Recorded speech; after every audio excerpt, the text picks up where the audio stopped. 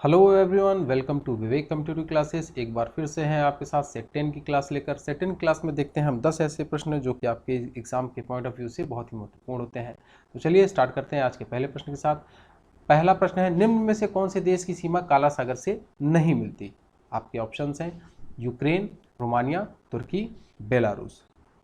दूसरा प्रश्न है, प्रथम विश्व युद्ध की शुरुआत कब हुई थी? 28 जून 1914, 28 जुलाई 1914, 1 सितंबर 1939, 11 नवंबर 1918। तो चलिए, निम्न में से कौन सी देश की सीमा काला सागर से नहीं मिलती? तो इसका सही जवाब है बेलारूस। बेलारूस की सीमा काला सागर से नहीं मिलती और यूक्रेन, रोमानिया, तुर्की इन सब की सीमा ब्लैक सी से मिलती है।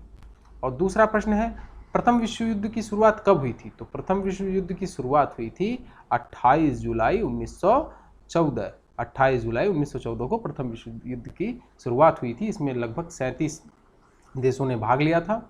28 जून 1914 को ऑस्ट्रिया के राजकुमार की हत्या के कारण ही एक महीने बाद ऑस्ट्रिया ने सर्बिया पर आक्रमण कर दिया था और 28 जुलाई 1914 को इस युद्ध की शुरुआत हो गई थी। इसमें अलाइड पावर और सेंट्रल पावर में सारे देश बढ़ चुके थे। चलिए आगे देखते हैं। ये है ब्लैक सी और ये रहा टर्की, ऊपर में यूक्रेन और यूक्रेन के ऊपर में है बेलारूस। तो बेलारूस की सीमा ब्लैक सी से नहीं मिलती। आगे बढ़ते हैं। निम्न में से सुमेलित नहीं है, देश है और उसके राष्ट्रीय चिन्ह है। भारत का अशोक स्तंभ, नॉर्वे शेर, रूस डबल हेडेड ईगल और इटली गुलाब का फूल इसमें से सुमेलित नहीं है। अगला प्रश्न है, निम्न में से असत्य कथन है। नाटो की स्थापना 4 अप्रैल 1949 में हुई थी। नाटो का मुख्यालय ब्रुसेल्स में है। नाटो के स्थापना के समय इसमें कुल 12 देश सम्मिलित थे, या इनमें से कोई नहीं। तो चलिए पहले का सही जवाब देखते हैं। इसमें भारत का अशोक स्तंभ सही है, नॉर्वे का शेर सही है, रूस का डबल हेडेड ईगल भी सही है, इटली का जो है वो गुलाब का फूल नहीं सफेद लिली है, सफेद लिली। इटली का जो है राष्ट्रीय चिन्ह वो सफेद लिली है। और इसमें नाटो की स्थापना जो हुई थी वो 4 अप्रैल 1949 को हुई थी, ये सही है। नाटो का मुख्यालय ब्रुसेल्स में है जो कि बेल्जियम की राजधानी है, सही है। नाटो की स्थापना के समय इसके कुल 12 देश थे, ये भी सही है। तो इसका सही जवाब होगा इनमें से कोई नहीं, इनमें से कोई नहीं। नाटो जब बना था तो America, Britain, Belgium, Canada, Denmark, France, Iceland, Italy, Luxembourg, Netherlands, Norway और पुर्तगाल इसके 12 संस्थापक देश थे। आप इसको देख सकते हैं। ये है सफेद लिली। निम्न में से उत्तर प्रदेश का लोक नृत्य नहीं है। नौटंकी, रासलीला, कजरी या घूमर। निम्न में से कौन सा कथन असत्य है? प्रधानमंत्री को शपथ राष्ट्रपति के द्वारा दिलाया जाता है। अनुच्छेद 167 में मुख्यमंत्री के कार्यों को परिभाषित किया गया है। लोकसभा के अध्यक्ष को राष्ट्रपति के द्वारा शपथ दिलाया जाता है। मुख्यमंत्री की नियुक्ति राज्यपाल के द्वारा की जाती है। तो चलिए पहले का देखते हैं। नौटंकी, रासलीला और कजरी ये तीनों उत्तर प्रदेश से संबंधित हैं, जबकि घूमर है वो राजस्थान, घूमर राजस्थान से संबंधित है, घूमर राजस्थान से संबंधित है। उसके बाद निम्न में से कौन सा कथन असत्य है? तो प्रधानमंत्री को राष्ट्रपति ही शपथ दिलाता है, सही है। अनुच्छेद